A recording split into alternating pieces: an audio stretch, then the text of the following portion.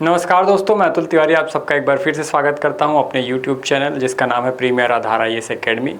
दोस्तों, जैसा कि आपको पता है कि हमारे यहाँ मेंस टेस्ट सीरीज़ चल रही है और मेन टेस्ट सीरीज़ के आपको अभी तक के मैंने 3 अलग अलग जो टेस्ट हैं वो डिस्क्राइब करके बता चुके हैं।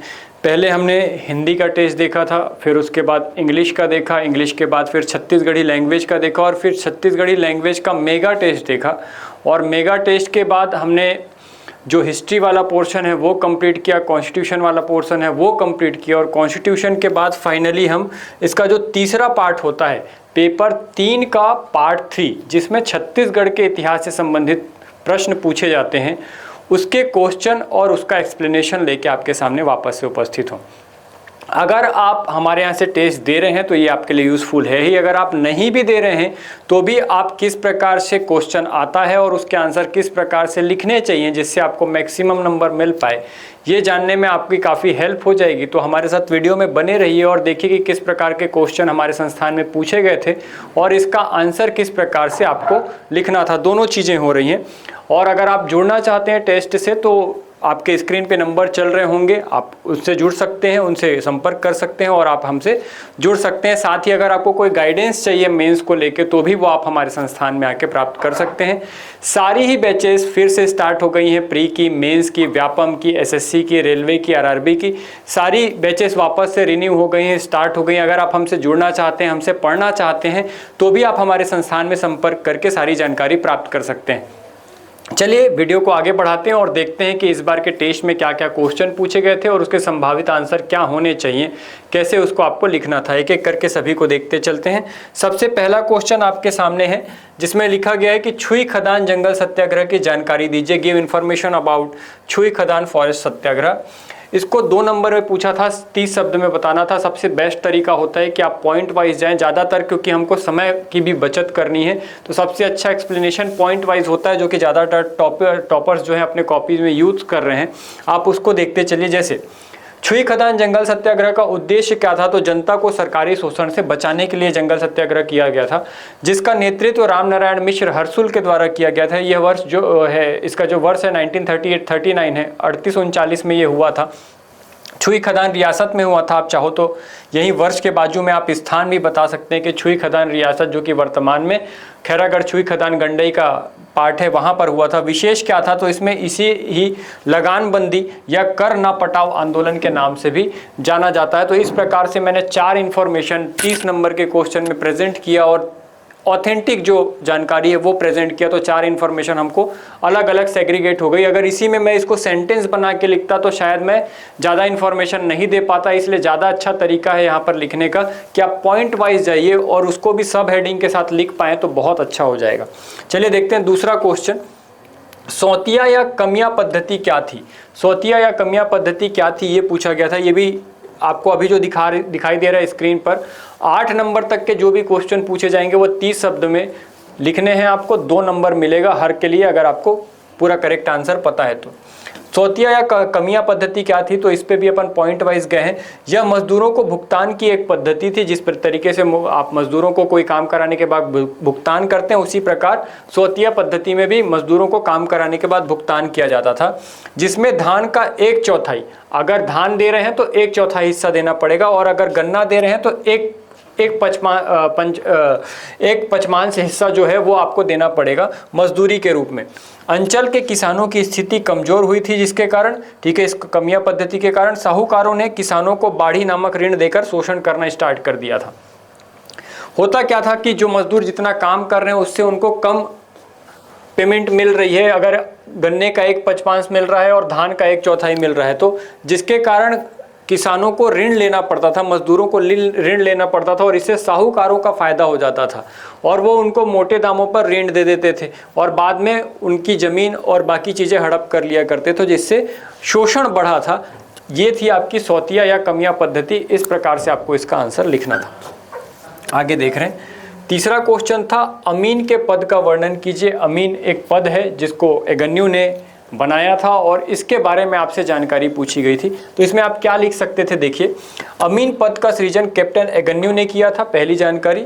यह राजस्व संबंधी हिसाब की शुद्धि का कार्य करता था। आपको पता है कि ये परगने स्तर पर काम करता था और जो माफ़ कीजिएगा परगने के स्तर पर नहीं, ये सूबे के स्तर पर काम करता था। और जो कमाविजदार होता था, जो कि लेखा जोखा रखता था, उसके द्वारा बनाए गए लेखा जोखा के शुद्धिकरण के लिए, डबल चेकिंग के लिए इसका नियुक्ति किया गया था।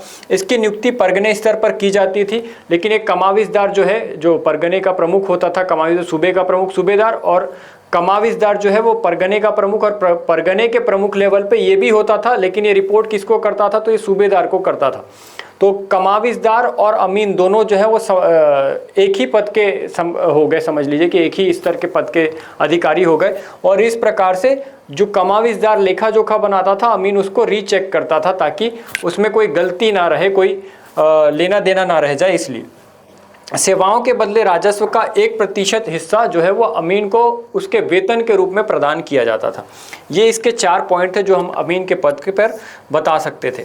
आगे देख रहे हैं पोड़ागढ़ अभिलेख की जानकारी दीजिए। तो पोड़ागढ़ जारीकर्ता कौन है, तो स्कंदवर्मन। आप चाहते तो यहीं पर आप वंश भी लिख सकते थे कि स्कंदवर्मन का संबंध नल वंश से था, या यहीं पर आप ब्रैकेट में नल वंश भी बता सकते थे। साथ में क्या जानकारी मिलती है, तो उसके साम्राज्य विस्तार की जानकारी प्राप्त होती है हमको पोड़ागढ़ अभिलेख से। ये जो अभिलेख है प्रारंभ होता है एक लाइन से जिसका नाम है विजय था, विजयी है और विजयी रहेगा, इस शब्द से इसका प्रारंभ होता है। तो हमने वो भी बता दिया। और विशेष क्या था, तो इस अभिलेख से हमको पता चलता है कि स्कंदवर्मन की दृढ़ इच्छा शक्ति, कि वो उसका जो मन था वो काफ़ी दृढ़ था और वो जीतने के उद्देश्य से ही गया था। तो इस प्रकार से हमको ये सारी जानकारी मिलती है पोड़ागढ़ अभिलेख से। आगे देख रहे हैं, 5वां क्वेश्चन है रत्नदेव तृतीय के कार्यकाल की प्रमुख घटनाएं बताइए। ये काफ़ी इजी क्वेश्चन था, ये आप बता सकते थे, लेकिन तृतीय के बारे में पूछा है तो बहुत ज़्यादा इन्फॉर्मेशन है भी नहीं उसके बारे में, तो क्या क्या बता सकते थे। तो अपने शासनकाल में, मतलब रत्नदेव तृतीय के शासनकाल में इसके सामने भयंकर अकाल पड़ा था और इस अकाल से निपटने के लिए उसने गंगाधर नामक व्यक्ति को प्रधानमंत्री बनाया था, जिसने अकाल पर नियंत्रण प्राप्त किया। साथ ही इसने एकवीरा और पूराराती शिव मंदिर का निर्माण करवाया, खरौद के लक्ष्मणेश्वर मंदिर का जीर्णोद्धार करवाया था। इस प्रकार से हम इसकी इन्फॉर्मेशन दे सकते थे। अगर ऐसा लिखते हैं तो पूरा चांस है कि आपको 2 में 2 नंबर दिया जाएगा।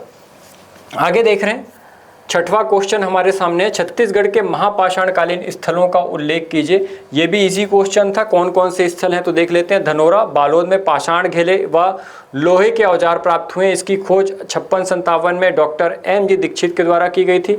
दूसरा स्थल करका भाटा है, पाषाण घेरे व लोहे के औजार प्राप्त हुए हैं। अन्य स्थल के रूप में खरी बदर, सिरचारी, सोरर, मुजगहन, अर्जुनी, ये सब नाम आप यहाँ पर लिख सकते थे। तो इस प्रकार से अगर ये आंसर लिखते तो आपको कंप्लीट नंबर दिए जाते। 7वां क्वेश्चन हमारे सामने था, ताहूतदारी व्यवस्था को समझाइए। ताहूतदारी व्यवस्था क्या होती है, तो ताहूत का अर्थ होता था निर्जन क्षेत्रों को उपजाऊ क्षेत्र में बदलने की व्यवस्था। इसका उद्देश्य क्या था, तो राजस्व में वृद्धि करना, क्योंकि अभी ऐसे क्षेत्रों से हम राजस्व नहीं प्राप्त कर पा रहे थे जो बंजर होते थे, जहाँ पर खेती नहीं होती थी। तो उसको खेती एक तो उपजाऊ बनाना और उपजाऊ बनाकर उससे राजस्व प्राप्त करना, इस उद्देश्य से ताहूतदारी व्यवस्था को लागू किया गया था। इसके परिणाम क्या हुआ, तो किसानों के स्थान पर ताहूतदारों से राजस्व वसूली में आसानी होने लगी। अब आपको सीधे किसानों से डील नहीं करना है, बल्कि आपको ताहूतदार को पकड़ना है। और वो ताहूतदार क्या करेगा, तो वो ताहूतदार उस जमीन को उपजाऊ बनाएगा और वहां से क्या लेगा, अपनी उपज देगा। लेकिन ताहूतदार को ये पैसा पहले ही जमा करना पड़ता था ताहूतदारी व्यवस्था में। तो इसलिए किसका फायदा होने लग गया, तो जो कर वसूलने वाला व्यक्ति है उसका फायदा होने लग गया। प्रमुख ताहूतदारी कौन कौन सी थी, तो सिरपुर, लवन, खल्लारी, संजारी और सिहावा, ये सारी नई ताहूतदारियां स्थापित की गई थी। आगे देख रहे हैं 8वां क्वेश्चन, तो जो 2 नंबर का आखिरी क्वेश्चन होगा, इसमें पूछा गया है कलचुरी के छत्तीसगढ़ में स्थापना का इतिहास बताइए कि किस प्रकार से छत्तीसगढ़ आए। 2 नंबर में पूछा गया, तो बहुत ज़्यादा जानकारी देने की आवश्यकता नहीं है, केवल हम 2 बार आक्रमण बताएंगे। जैसे प्रारंभिक आक्रमण 900 ईस्वी में कलचुरी शासक शंकरगढ़ मुग्ध तुंग, तो इसका प्रारंभिक आक्रमण देख रहे थे। 900 ईस्वी में कलचुरी शासक शंकरगढ़ मुग्धतुंग द्वितीय ने बाण वंश पर आक्रमण किया था, जो कि इसका प्रारंभिक आक्रमण था, और बाणवंशी शासक विक्रमादित्य को पराजित किया था। लेकिन आपको पता है कि इसके बाद जो सोमवंशी शासक हैं, जो कि उड़ीसा का सोमवंश था, उसने इस क्षेत्र पर वापस से कब्जा कर लिया था। तो इसी के बाद हम देखते हैं कि अंतिम रूप से कलचुरी आक्रमण करते हैं 1000 ईस्वी में, जो कलिंग राज है सोमवंशी शासक को पराजित करता है और तुम्बाड़ में अपनी राजधानी बनाता है। इसके ही साथ कलचुरी वंश की स्थापना होती है। तो इस प्रकार से अगर आप आंसर लिखते तो आपको पूरे में पूरे नंबर मिलने की संभावना थी। अगर आप ये PDF चाहते हैं तो आप हमारी वेबसाइट पर जाकर इसे डाउनलोड कर सकते हैं। उसका लिंक मैं डिस्क्रिप्शन में डलवा दूंगा, तो आप वहां पर जाके ये सारी चीज़ें डाउनलोड कर पाएंगे। इसके पहले के भी जो टेस्ट पेपर हुए हैं वो भी आपको मिल जाएंगे। ठीक है, आगे देखते हैं। खंड 2, जहां पर आपको 60 शब्दों में उत्तर लिखने थे। दूसरा खंड है, यहाँ पर आपको कौन कौन से क्वेश्चन देखने को मिल रहे हैं ये देखिएगा। पहला क्वेश्चन है आपके सामने, भोरमदेव मंदिर के संबंध में प्रमुख तथ्यों को उजागर कीजिए। तो आपको पता है कि भोरमदेव मंदिर का निर्माण काल क्या है, तो 1089 ईस्वी में इसका निर्माण किया गया। शासन काल कौन था, मतलब इसका शासक कौन था उस समय, तो गोपाल देव शासन कर रहा था। जबकि इसका निर्माणकर्ता किसको माना जाता है, तो लक्ष्मण देव को माना जाता है। कहाँ पर है, तो ये ग्राम छपरी कबीरधाम जिले में स्थित है। अगर इसके निर्माण शैली की बात करें तो ये नागर शैली या चंदेल शैली का उत्कृष्ट उदाहरण दिखाई देता है। इसके गर्भगृह में आदि देवता के रूप में शिवलिंग की स्थापना की गई है और इसी के नाम पर इसका नामकरण भोरमदेव किया गया है। विशेष क्या है कि इसको छत्तीसगढ़ का खजुराहो कहा जाता है। प्रतिवर्ष महोत्सव का आयोजन किया जाता है। यहाँ पर सांस्कृतिक एवं धार्मिक दृष्टि से सबसे महत्वपूर्ण स्थलों में शामिल है। इस प्रकार से हमने भोरमदेव से रिलेटेड सारी जानकारी बताई, जिसमें हमको पूरे नंबर मिलने की संभावना है। 60 शब्द में लिखना था, ये पर्याप्त जानकारी है उसके लिए। आगे देख रहे हैं, अगला पूछा है कोटपाड़ की संधि के प्रभावों को बताइए। देखिए, हम कोटपाड़ की संधि के प्रभाव क्या है वो ज़्यादा यहाँ पर इंपॉर्टेंट है, ना कि कोटपाड़ संधि कब हुई, किनके बीच हुई। ये अपन केवल इंट्रो में बता सकते हैं, लेकिन उसमें क्या क्या इम्पैक्ट हुआ वो बताना ज़्यादा जरूरी है। जैसे मैंने जो पूछा वही से स्टार्ट किया कि मराठाओं के अधीन शासन की शुरुआत हो गई। कोटपाड़ संधि कब हुई, किनके बीच हुई, ये सब बताने की आवश्यकता नहीं। सीधे क्या बताया मैंने, मराठाओं के अधीन शासन की शुरुआत होती है। अंग्रेजों के अप्रत्यक्ष नियंत्रण की भी शुरुआत देखने को मिलती है। सर्वप्रथम छत्तीसगढ़ में बस्तर को भी शामिल किया जाता है। इसके पहले छत्तीसगढ़ का अंग नहीं था बस्तर, यहाँ से आपको बस्तर जो है छत्तीसगढ़ के अंग के रूप में दिखाई देता है। जयपुर नरेश को कोटपाड़, चुकचुड़ा, पोड़ागढ़ और रायगढ़ क्षेत्र दे दिया जाता है। बस्तर की मराठाओं की करद राज्य के रूप में स्थापना होती है। बस्तर में अंग्रेजों द्वारा अप्रत्यक्ष हस्तक्षेप की भी शुरुआत होती है। आदिवासियों के शोषण व अधिकारों के हनन का आरंभ हुआ यहीं से, और बस्तर में स्वतंत्र शासकों के शासन का अंत हो गया। अब ये अधीन शासक के रूप में शासन करने लगे। इस प्रकार से अगर आप आंसर लिखते तो इसमें पूरा आपको नंबर मिल सकता था। आगे देखते हैं, कैप्टन सैंडिस के कार्यकाल की प्रमुख घटनाओं का उल्लेख कीजिए। छत्तीसगढ़ में ताहूदारी व्यवस्था को आरंभ कर जमींदारी प्रथा को ये समाप्त करते हैं। लोरमी 1826 में और तरेंगा 1828 नामक 2 ताहूदारियों का निर्माण करते हैं। छत्तीसगढ़ में पहली बार अंग्रेजी भाषा में कामकाज का माध्यम शुरू होता है। छत्तीसगढ़ में अंग्रेजी कैलेंडर के प्रयोग की शुरुआत होती है। छत्तीसगढ़ में डाकतार व्यवस्था की शुरुआत हमको देखने को मिलती है। बस्तर तथा करौद राज्य के मध्य हुए विवाद को ये सुलझाते हैं। अंग्रेजों द्वारा नागपुर का जो शासन है वो रघुजी तृतीय को सौंपने के लिए इसी के समय समझौता भी होता है और जमींदारों को भेंट प्रथा का अंत किया जाता है। इस प्रकार से ये सारे जो कार्य हैं किसके समय में हुए थे, तो सैंडिस के शासनकाल में हुए थे। इस प्रकार आप आंसर लिख सकते थे। आगे देख रहे हैं, मराठा कालीन कर व्यवस्था की जानकारी दीजिए। तो इसका आंसर कैसे लिख सकते थे कि मराठा काल में राजस्व का प्रमुख स्रोत भूमि कर होता था। भूमि कर का निर्धारण नागपुर शासन द्वारा निर्धारित नीति के अनुरूप होता था। वार्षिक कर के निर्धारण का कार्य पड़ती जमीन की मात्रा, मौसम की स्थिति और जानवरों की स्थिति आदि पर विचार करने के बाद किया जाता था। भू राजस्व की अदायगी 3 किस्तों में की जाती थी। इसके अलावा भी अन्य कर लगाए जाते थे, जैसे टकोली, सायर, कलाली, पंडरी, सेवई, जमींदारी कर, महला, पट्टी, टीका, नजराना, शुक्राना, कुर्की, जूहा पट्टी, ऐतराज, कतरा आदि। सूबेदार प्रत्येक परगने का दौरा करते थे तथा कमाविशदार से विचार कर वार्षिक कर निश्चित करते थे, जिसे अन्य अधिकारियों द्वारा वसूला जाता था। इस प्रकार से अगर हम लिखते तो पूरी कर व्यवस्था और हम राजस्व व्यवस्था को समझा सकते थे। आपको कर व्यवस्था समझाने बोला था तो ये सारी चीज़ें आपको लिखना आवश्यक था। आगे देख रहे हैं, अगला क्वेश्चन, 5वां क्वेश्चन, सूबेदारी शासन व्यवस्था क्या थी छत्तीसगढ़ पर, इसका प्रभाव बताइए। पहले क्या थी पूछा है तो हम क्या थी बताएं। सूबेदारी शासन व्यवस्था एक उपनिवेशवादी शासन व्यवस्था थी। इसके सूत्रधार वेंकोजी भोसले थे। इसमें छत्तीसगढ़ को एक सूबा मानकर इसकी नीलामी की जाती थी और सर्वाधिक बोली लगाने वाले व्यक्ति को सूबेदार नियुक्त कर दिया जाता था, जिसके पास सभी अधिकार होते थे। इससे प्रभाव क्या पड़ा तो रतनपुर में अप्रत्यक्ष शासन की शुरुआत हो गई। करों का निर्धारण मनमाने ढंग से किया जाने लग गया। जनता मुख्य रूप से किसानों का शोषण प्रारंभ हुआ। राजनीतिक अस्थिरता की शुरुआत हुई। जनता में असंतोष की भावना व्याप्त हो गई थी या उनका विकास हुआ था। इस प्रकार से आप लिखते तो ये आंसर काफ़ी सटीक हो जाता।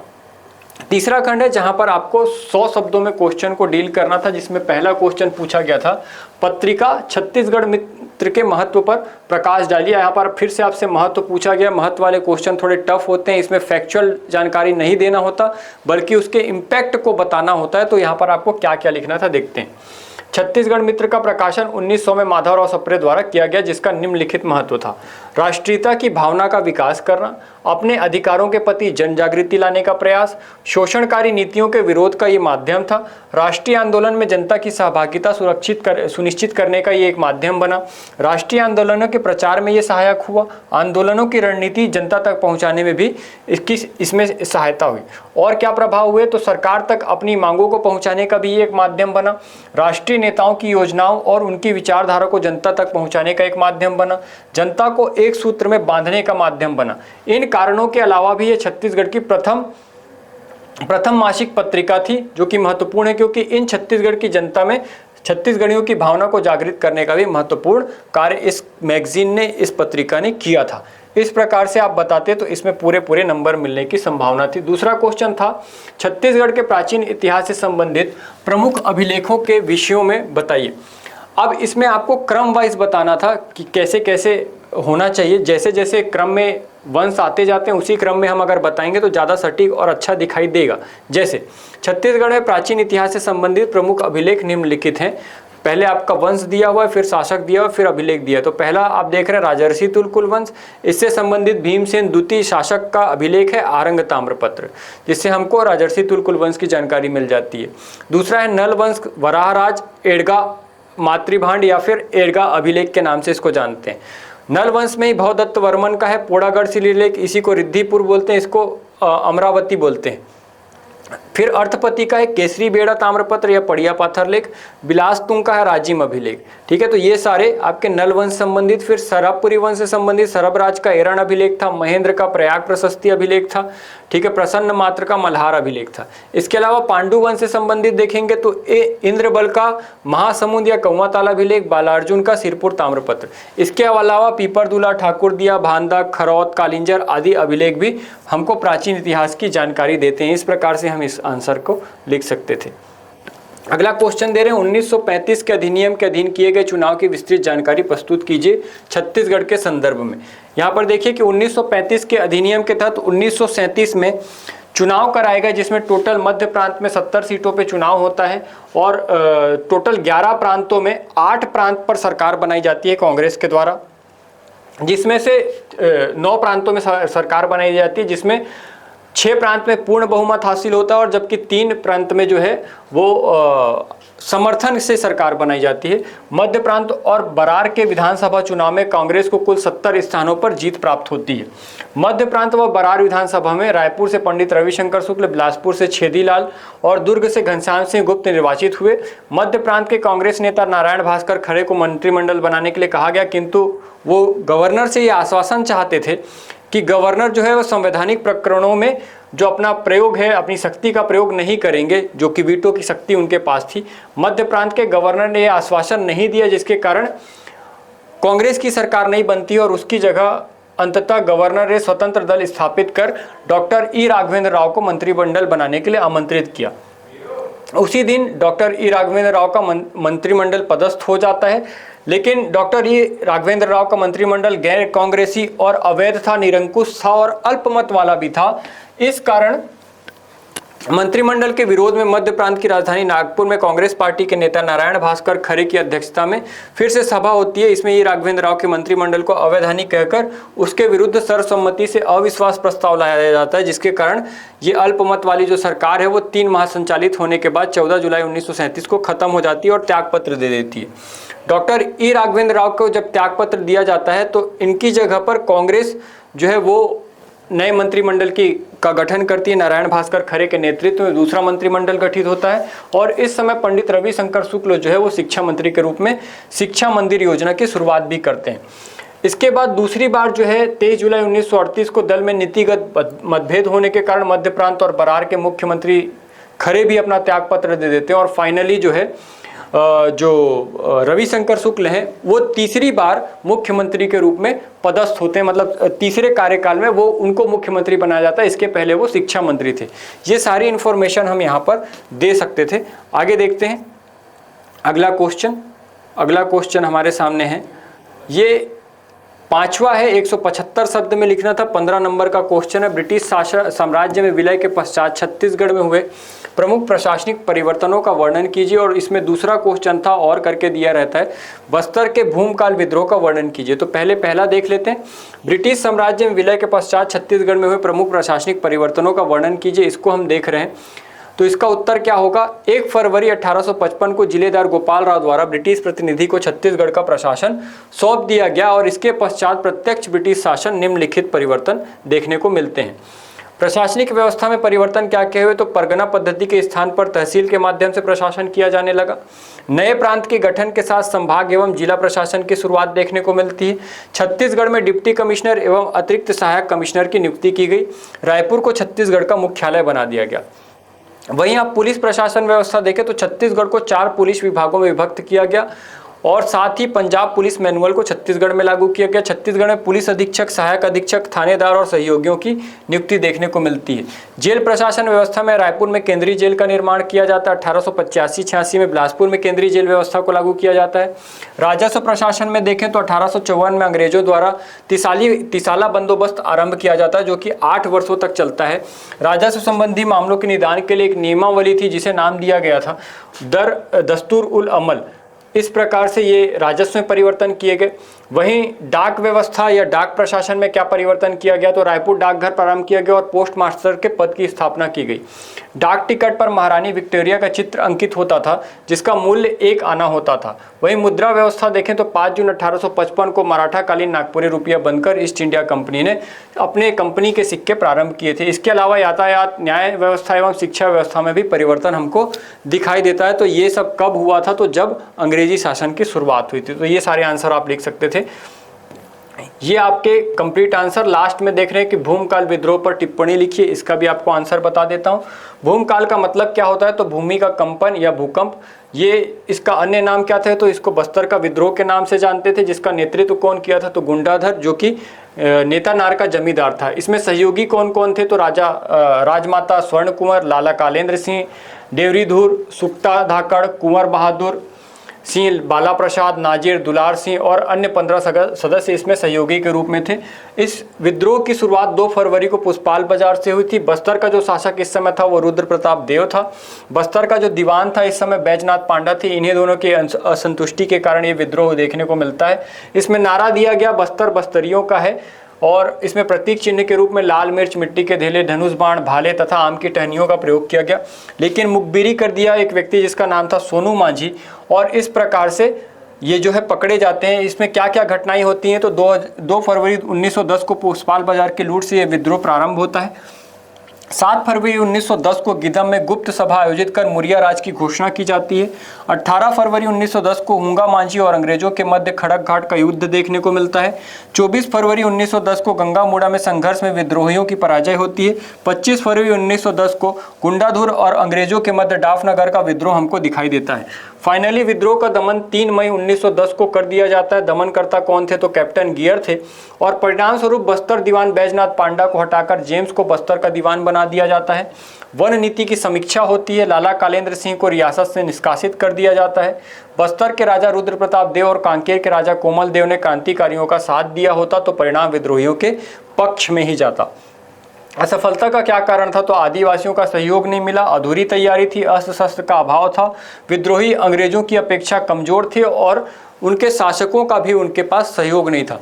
तो इस प्रकार से लिखते तो आप भूमकाल विद्रोह को बहुत अच्छे से बता सकते थे। तो ये आज का आपका मॉडल आंसर था। आशा करता हूँ कि आपको ये मॉडल आंसर पसंद आया होगा। और भी वीडियोस इसके कंटिन्यूएशन में आएंगे, सभी पेपर के वीडियोस हम आपको बना के देंगे और सभी के एक्सप्लेनेशन के साथ आएंगे हम। अगर आप हमारे टेस्ट सीरीज से जुड़ना चाहते हैं तो आप दिए गए नंबरों पर संपर्क कर सकते हैं। साथ ही अगर आप बैचेस भी ज्वाइन करना चाहते हैं तो हमारे साथ जुड़ सकते हैं। आपका बहुत बहुत धन्यवाद इतने देर तक जुड़े रहने के लिए। फिर से मिलेंगे नेक्स्ट वीडियो में, तब तक के लिए धन्यवाद। डियर व्यूअर्स, अपने एग्जाम की तैयारी को और बेहतर करने के लिए हमारे चैनल को लाइक, शेयर और सब्सक्राइब करना न भूलें।